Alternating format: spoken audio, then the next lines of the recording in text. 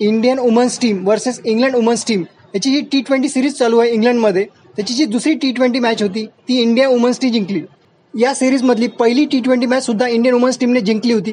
लगातार दुसरी T20 match ई सिरीजमधली इंडियन वुमन्स टीमने जिंकलेली आहे. इंग्लंड वुमन्स टीमने पहिल्यांदा 2 T20 मॅच लगातार हरलेले आहेत आणि एखाद्या सिरीजमधल्या 2 T20 मॅच सुद्धा ते पहिल्यांदाच हरले आहेत. सेकंड T20 मध्ये इंडियाची पहिली बॅटिंग होती.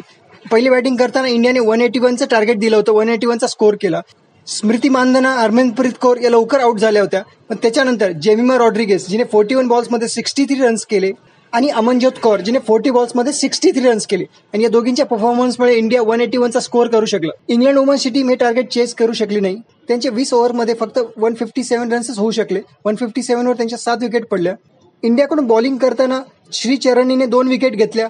दीप्ती शर्मा आणि अमनजोत कौर या दोघींनी एक विकेट घेतल्या.